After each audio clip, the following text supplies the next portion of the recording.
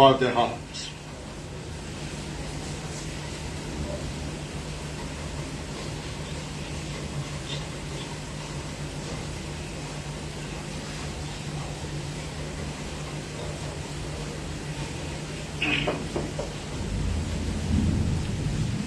اعوذ باللہ من الشیطان اللعین الرجیم، بسم اللہ الرحمن الرحیم، والحمد للہ رب العالمین، والصلاة والسلام علی اشرف الانبیاء والمرسلین، خاتم النبیین، سید البشرین، محب الغرباء والفقراء والمساکین، رحمت للعالمین، رسول الثقلین، امام الحرمین، صاحب قاب قوسین، محبوب رب المشرقین والمغربین، جد الحسن والحسین، مولانا و مولا الثقلین، ابی القاسم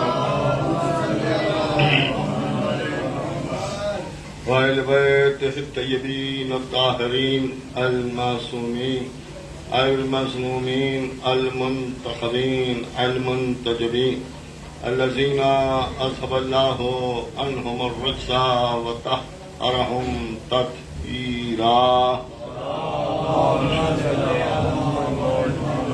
لعنۃ اللہ علی اعدائہم وقتلتہم ومنکر فضائلہم ومصائبہم وطہارتہم وجلالتہم وشجاعتہم وعظمتہم وولایتہم وعطشہم اجمعین، من یومنا ھذا الی یوم الدین، اما بعد، فقد قال اللہ سبحانہ تبارک وتعالی فی کتابہ الکریم والفرقانہ الحکیم والقرآن الکریم وقولہ الحق۔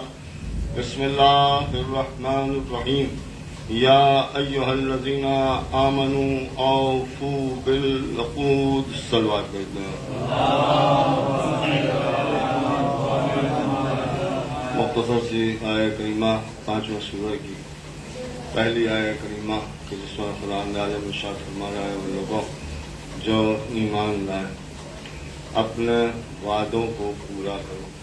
جیسا کہ میں نے مسلسل آپ حضرات کے سامنے عرض کیا کہ اللہ وعدہ خلافی کو پسند نہیں کرتا، اور وہ اس بات کا حکم دے رہا ہے کہ ہمیں اپنے وعدوں کو پورا کرنا چاہیے، یعنی وعدہ کرتے وقت یہ سمجھ لینا چاہیے، سوچ لینا چاہیے کہ ہم وعدے کو نبھا پائیں گے یا نہیں نبھا پائیں گے، اور اگر ذرا سی بھی کمزوری محسوس ہو تو پھر ہمیں وعدہ نہیں کرنا چاہیے، لیکن اگر وعدہ کر لیا ہے تو پھر وعدے کو نبھانا ہم پر واجب ہو جاتا ہے، ضروری ہو جاتا ہے، اور سماجی اعتبار سے بھی کوئی اسے پسند نہیں کرتا کہ کوئی وعدہ خلافی کرے، اور یہی کہے کہ بھائی ہم نے وعدہ کیا تھا، تو جب وعدہ کیا تھا تو وعدے کو پورا کرنا چاہیے تھا۔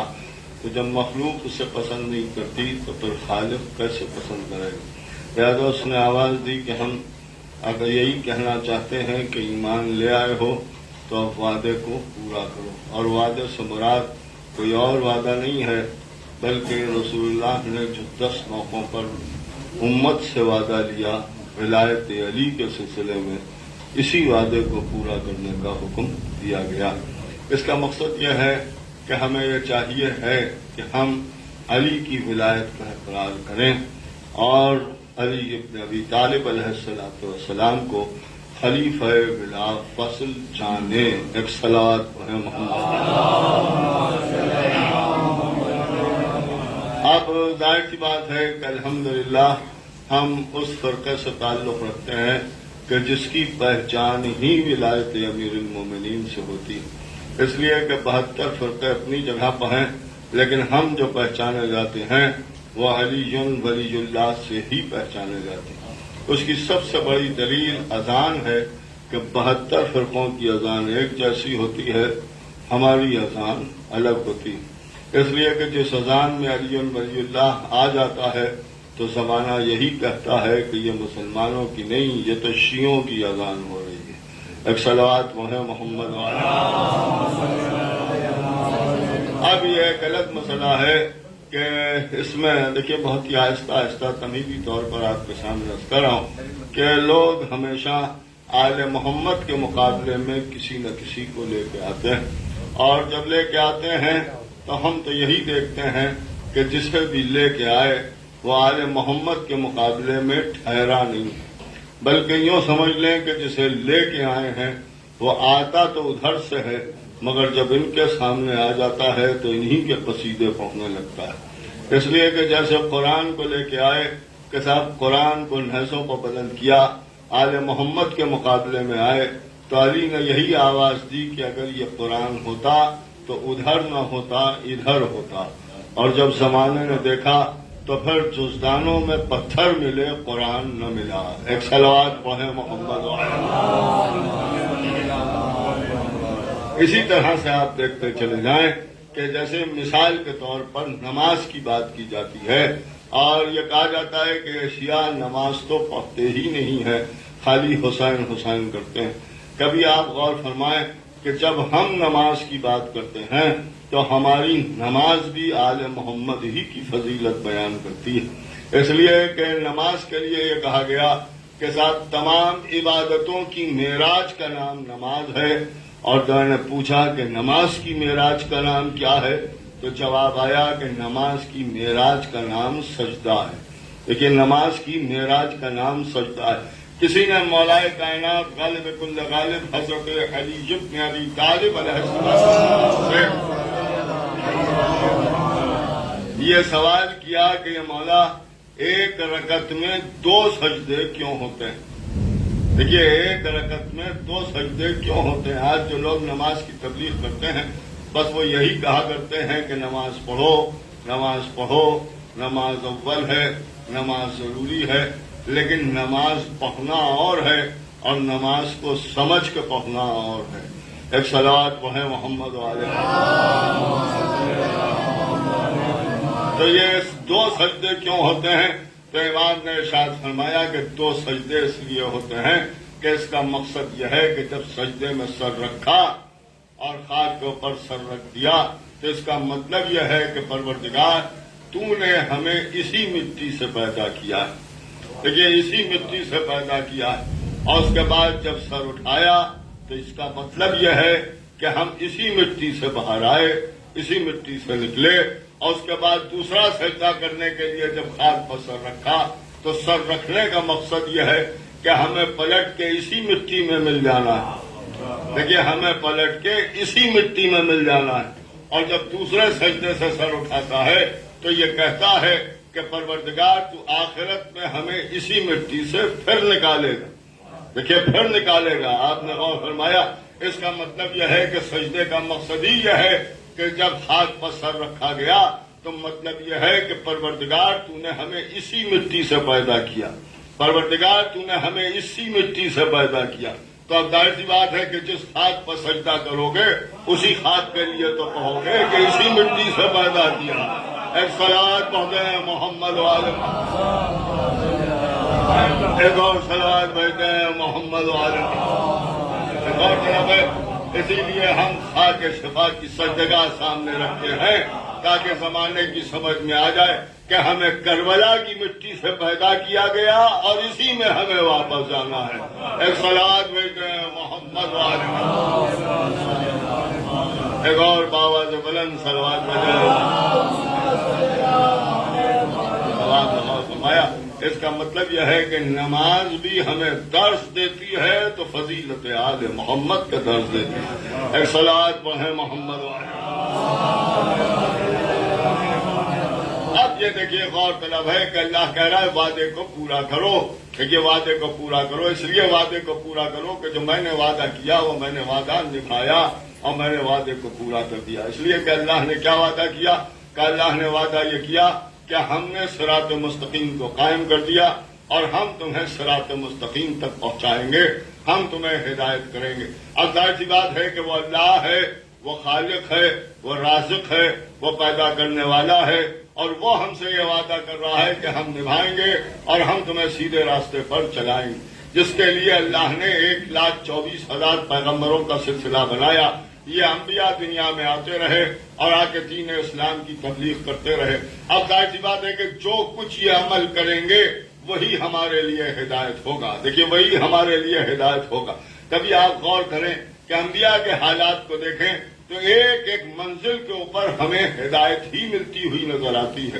مثال کے طور پر جناب موسیٰ کائنات میں آئے اور جب جناب موسیٰ کائنات میں آئے تو جناب موسیٰ کا واقعہ بھی آپ حضرات کا سنا ہوا ہے کہ جب فرعون کو کاہنوں نے یہ بتایا کہ ایک ایسا بچہ پیدا ہوگا کہ جو تیرے تخت کو الٹ دے گا، تیری حکومت کو برباد کر دے گا، تیری حکومت کو تباہ کر دے گا، تو اب اس نے 70,000 بچوں کا قتل کرایا. پوری توجہ سنیے گا، 70,000 بچوں کا قتل ہو گیا.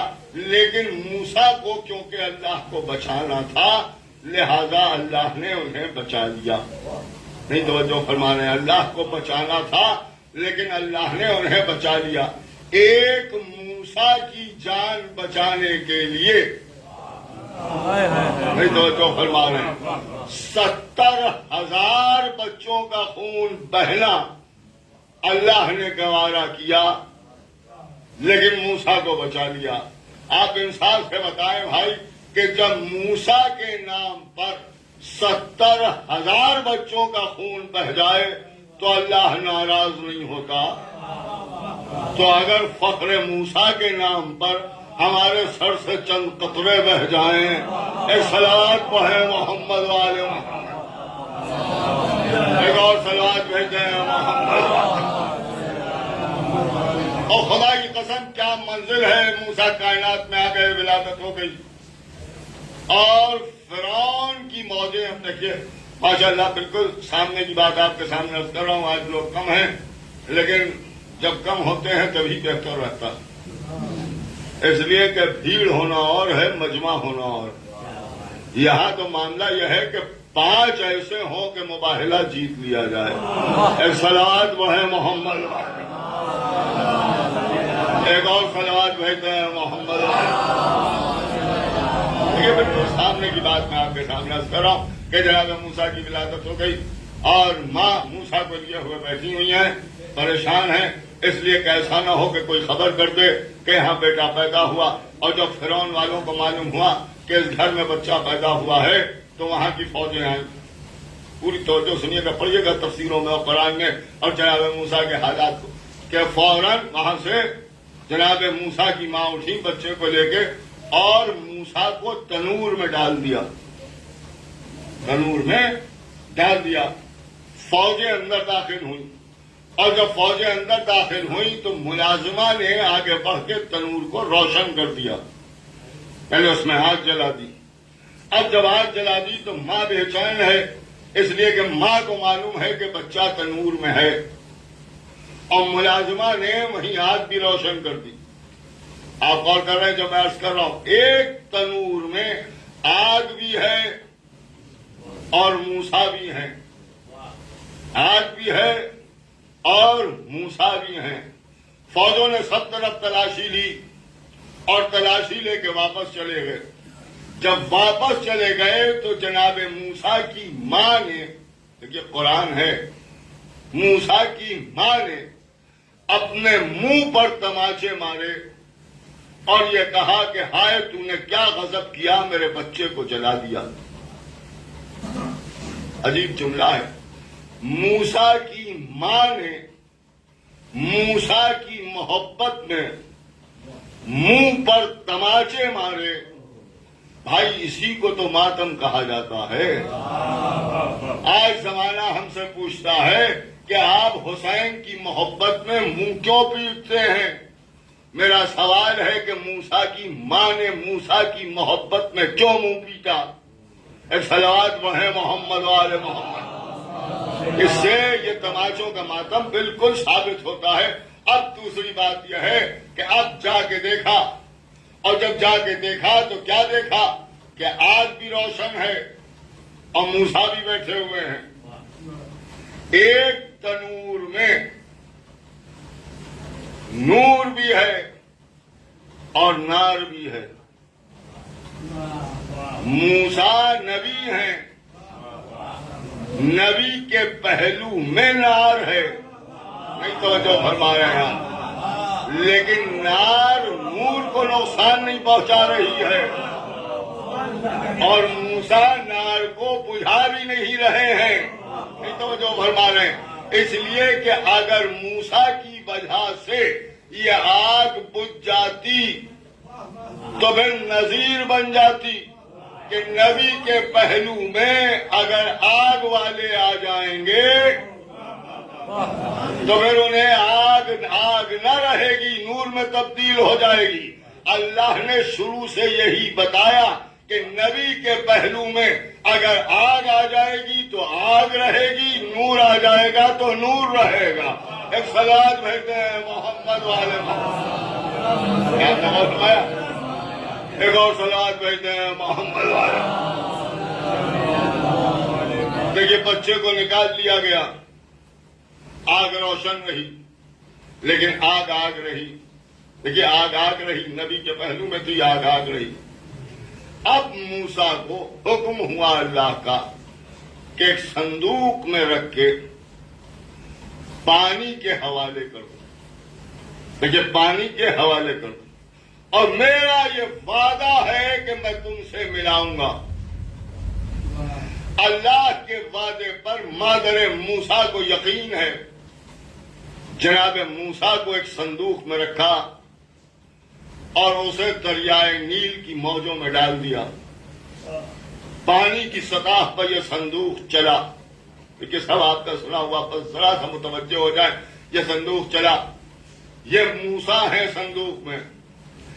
آہستہ چلتے چلتے یہ صندوق قصر فرعون تک پہنچا، اس فرعون کے قصر تک کہ جو فرعون موسیٰ کی جان کا دشمن تھا، اور وہاں یہ صندوق پہنچا۔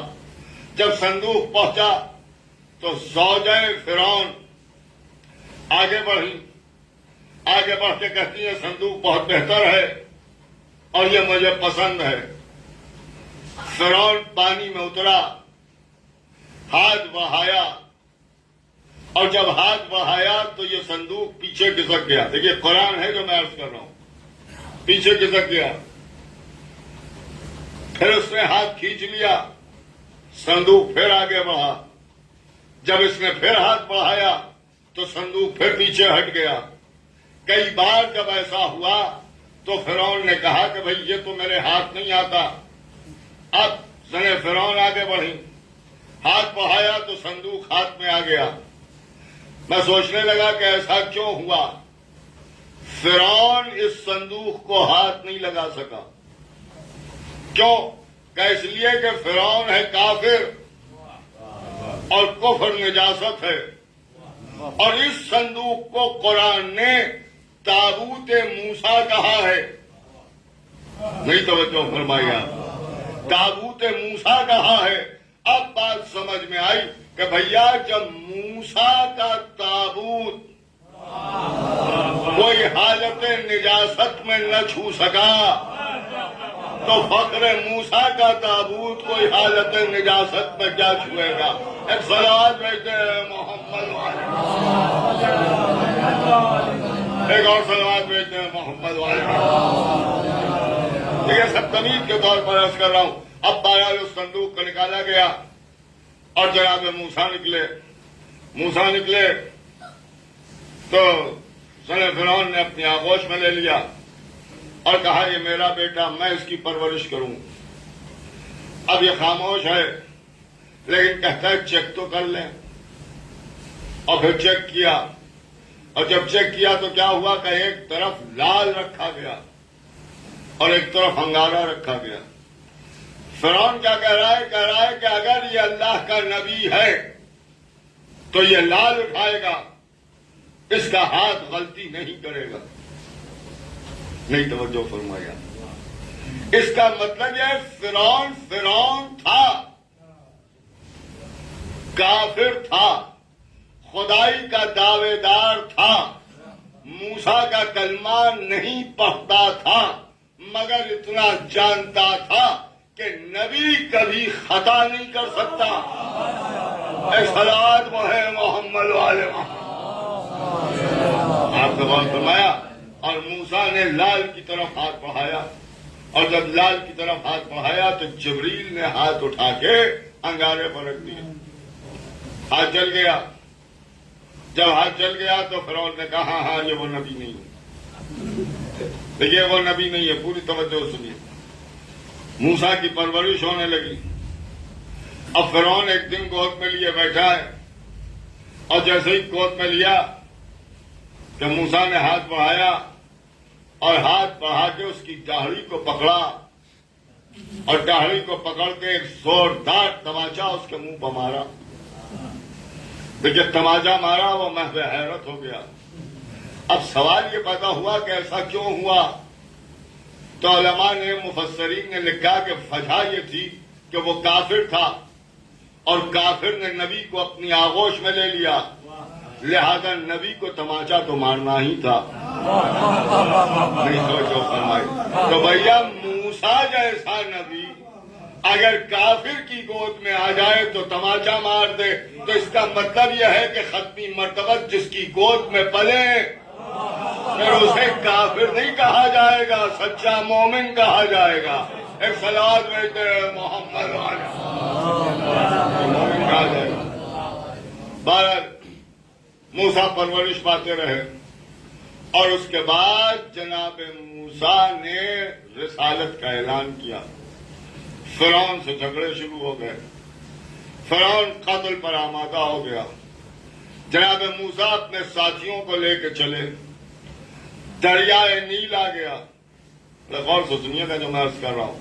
دریائے نیل آ گیا، اور جب دریائے نیل آ گیا تو آپ نے سنا ہے کہ موسیٰ والوں نے کہا کہ موسیٰ ہماری مدد کرو، پیچھے جاتے ہیں تو فرعون ہے، آگے بڑھتے ہیں تو دریا ہے، آگے بھی موت ہے اور پیچھے بھی موت ہے، جائیں تو کدھر جائیں۔ کلمہ پڑھ لیا تھا، اللہ پر یقین تھا، اللہ پر یقین تھا، لیکن موسیٰ والوں نے مدد کے لیے اللہ کو نہیں پکارا بلکہ موسیٰ کو پکارا۔ دیکھیے موسیٰ کو پکارا، موسیٰ نے بھی یہ نہیں کہا کہ ہم نے تمہیں اس لیے کلمہ نہیں پڑھوایا ہے کہ مدد مانگتے وقت تم ہم سے مدد مانگو، تمہیں چاہیے ہے کہ تم اللہ سے مدد مانگو۔ اس کا مطلب یہ ہے کہ موسیٰ بھی یہی درس دے رہے ہیں کہ مدد اس سے مانگی جاتی ہے جس کا کلمہ پڑھا جائے۔ ایک صلوات وہ ہے محمد وآل محمد۔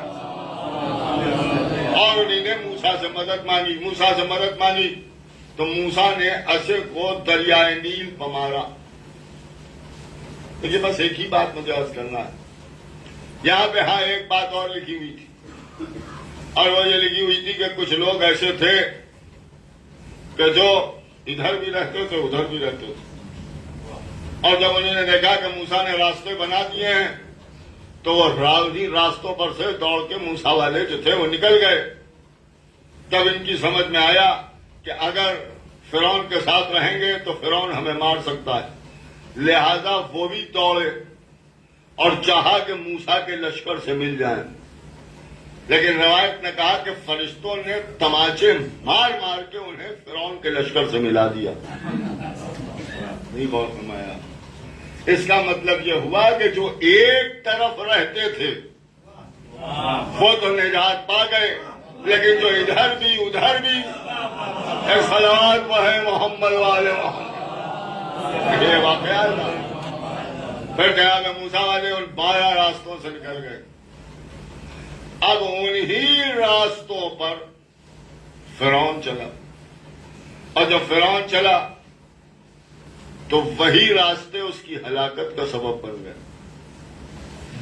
نبی کے بنائے ہوئے راستے فرعون کی ہلاکت کا سبب بن گئے۔ فرعون والوں کے لیے نجات کا سبب نہیں بنے، موسیٰ والوں کے لیے نجات کا سبب بنے، اور فرعون والوں کے لیے ہلاکت کا سبب بنے۔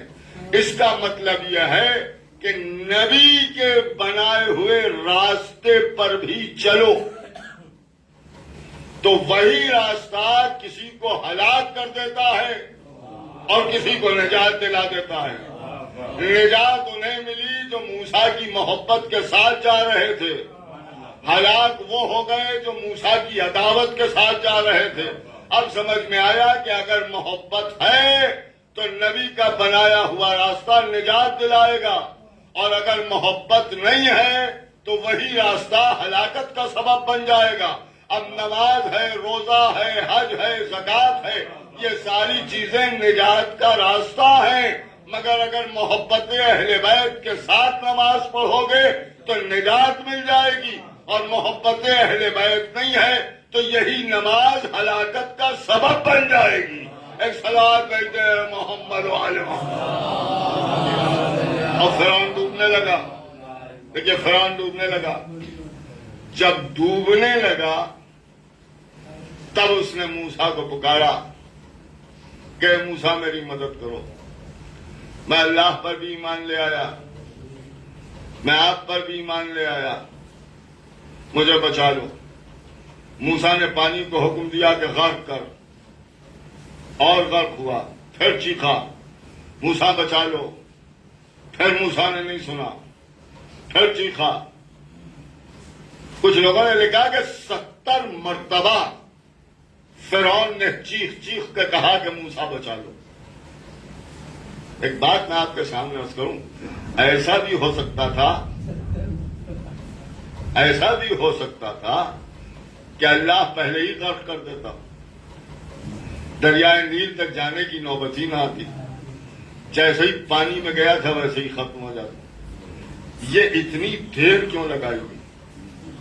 یہ اتنی دیر کیوں لگائی گئی؟ آپ نے کبھی غور کیا؟ اصل میں اللہ بھی انتقام لے رہا تھا۔ جس زبان سے تو نے کہا تھا کہ میں اللہ ہوں، اسی زبان سے جب تک میرے موسیٰ سے مدد نہ مانگ لے میں تجھے موت بھی دینے پر تیار نہیں ہوں۔ ابھی تو تو اللہ تھا، اب موسیٰ سے مدد مانگ رہا ہے، پھر مانگ، پھر مانگ، پھر مانگ، پھر مانگ۔ اس کا مطلب یہ ہے کہ اللہ کے اختیار میں ہے کہ وہ مار دے، مگر جب تک اسی زبان سے اپنی بات کہلا نہیں لیتا اس وقت تک اللہ موت نہیں دیتا۔ اب جو لوگ کہتے ہیں علی نے تلوار کیوں نہیں اٹھائی، اس کا سبب یہی ہے کہ علی موسیٰ جیسے ہیں اور یہ فرعون جیسا ہے، اس لیے کہ اس نے یہی تو کہا تھا کہ ہمارے لیے قرآن کافی ہے۔ تو اب جب قرآن کافی ہے تو اب ایک مرتبہ کہے کہ اگر آپ نہ ہوتے تو ہم ہلاک ہو جاتے، پھر کہے، پھر کہے، پھر کہے، 70 مرتبہ جب تک کہہ نہ لے گا۔ ایک صلوات پڑھے محمد والے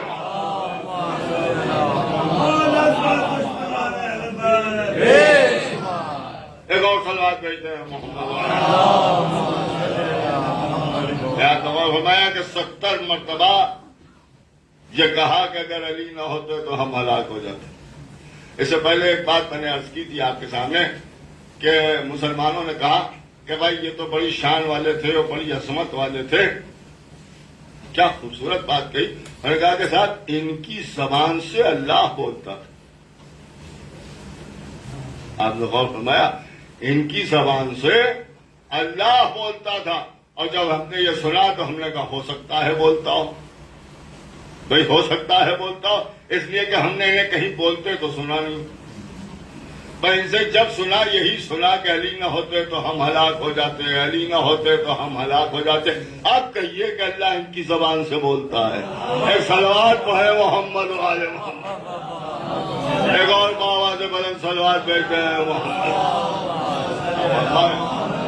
تو اب ظاہر سی بات ہے کہ یہ آل محمد ہیں، ان کی عظمت کو انسان کو سمجھنا چاہیے۔ لیکن کبھی آپ غور فرمائیں کہ زمانے کی سمجھ میں سب کچھ آتا ہے، مگر اگر نہیں آتے ہیں تو آل محمد ہی سمجھ میں نہیں آتا۔ یہ آل محمد ہی سمجھ میں نہیں آتا۔ اور ذرا سی باتوں میں پیسے کہ انہوں نے کہا صاحب یہ کیسے کہہ دیا اور وہ کیسے کہہ دیا اور یہ کیا بات بیان کر دی اور وہ کیا بات بیان کر دی۔ خدا کی قسم آل محمد کے سلسلے میں تو نبی نے یہ ارشاد فرمایا کہ اگر امت کی گمراہی کا ڈر نہ ہوتا تو یہ علی تمہارے کچھ فضائل بیان کرتا۔ اس کا مطلب یہ ہے کہ لفظ کچھ استعمال کیا۔ کچھ کا مطلب یہ ہے کہ سب تو تب بھی نہ بیان کرتا، کچھ بیان کرتا، اور جب کچھ نہ بیان کرنے پر لوگ خدا کہنے لگے، تو اگر کچھ بیان ہو جاتا تو کیا ہوتا؟ اے صلوات پڑھے محمد والے۔ اب ظاہر سی بات ہے کہ یہ آل محمد اور یہی ہماری پہچان، اور جو کچھ ہمارے پاس ہے وہ سب انہی کا عطا کیا ہوا اور انہی کا سب کا۔ اب اس میں جو بحثیں ہوتی ہیں کہ اگر ہم اس طرف گئے تو ہم ترقی کیسے کریں گے؟ دیکھیے، ایک سوچ ہے، انسان کے ذہن کو بدلا گیا ہے۔ ارے بھائی، اگر خالی حسین حسین کرتے رہے تو ہم ترقی کیسے کریں گے؟ لوگ ہماری طرف کیسے کھینچیں گے اور ہم لوگوں کی طرف کیسے جائیں گے؟ یہ آج کی سوچ نہیں ہے، شروع سے یہی ہے کہ ہمیں ترقی کرنا ہے۔ اسلام ترقی کے راستے میں آڑا نہیں آتا۔ ایسا نہیں ہے کہ کسی نبی نے آپ کا ہاتھ پکڑ کے کہا ہو ترقی نہ کرنا، کسی نبی نے کہا ہو کہ کچھ پڑھنا لکھنا نہیں۔ نبی تو فرما رہے ہیں علم حاصل کرو چاہے تمہیں سین تک جانا پڑے، اور اس کے بعد ارشاد فرمایا کہ علم حاصل کرو ماں کی آغوش سے قبر کی آغوش تک۔ تو نبی تو علم حاصل کرنے کا ہی حکم دے رہے ہیں، اور زمانہ کہہ رہا ہے ان کی سنیں گے تو علم کیسے حاصل کریں گے؟ تو علم آپ حاصل کیجئے، ضرور کیجئے، ترقی کیجئے، ضرور کیجئے، آگے بڑھیے، ضرور آگے بڑھیے۔ اور کہ نہیں صاحب، اب حالات کے حساب سے ہمیں شریعت کو دیکھنا پڑے گا، اس لیے کہ بہت سی چیزیں ایسی ہیں کہ جو شریعت منع کرتی ہے۔ اگر شریعت منع کرے گی تو ہم ترقی کیسے کریں گے؟ آپ غور کر رہے ہیں جو میں عرض کر رہا ہوں؟ اس لیے ان کا صاحب عزا کو بھی حال کے حالات میں ڈھالنا پڑے گا۔ لوگ دیکھتے ہیں تو ہنستے ہیں، قبا میں لگاتے ہیں تو زمانہ ہنستا ہے، زنجیر لگاتے ہیں تو زمانہ ہنستا ہے، سیاہ لباس پہنتے ہیں تو لوگ ہنستے ہیں۔ لہذا ہمیں اپنے آپ میں تبدیلی لانا پڑے گی۔ یہی سوچ پہلے بھی تھی۔ اسے اگر ہم حلال مانیں گے تو لوگ کیا کہیں گے، اسے ہم حرام مانیں گے تو لوگ کیا کہیں گے، یہ جائز ہے یہ تو حالات کے اعتبار سے ناجائز ہونا چاہیے، یہ ناجائز ہے یہ حالات کے اعتبار سے جائز ہونا چاہیے۔ لوگوں نے حلال کو حرام کیا، حرام کو حلال کیا، جائز کو ناجائز کیا، ناجائز کو جائز کیا، تو سب ترقی ہی کے نام پر تو کیا۔ آپ غور کر رہے ہیں جو میں عرض کر رہا ہوں؟ معاملہ یہ ہے کہ حلال محمد قیامت تک حلال اور حرام محمد قیامت تک حرام ہے۔ جسے نبی نے حلال کہہ دیا وہ قیامت تک حلال رہے گا، جسے نبی نے حرام کہہ دیا وہ قیامت تک حرام رہے گا۔ اب اگر آپ کی سمجھ میں نہیں آتا تو آپ حلال کو حرام کر رہے کیجئے، حرام کو حلال کر رہے کیجئے، لیکن اسے اپنا حلال و حرام کہیے، نبی کا حلال و حرام نہ بنائیے۔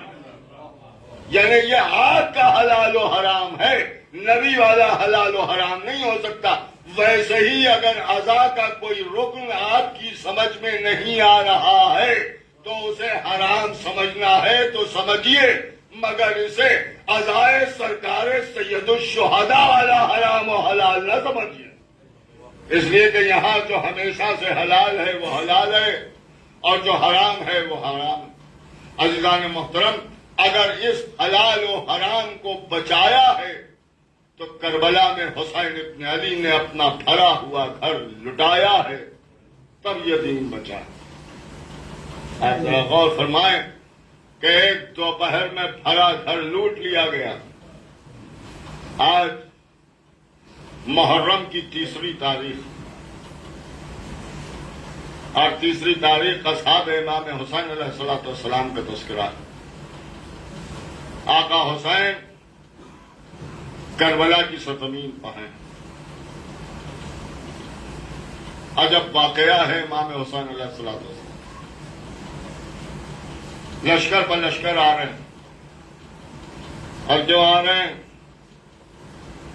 تو اس لیے کہ نواسہ رسول کو قتل کرنا ہے، رسول اللہ کے بیٹے کو شہید کرنا ہے۔ کربلا کی زمین گھوڑوں کی ٹاپوں سے لرز رہی،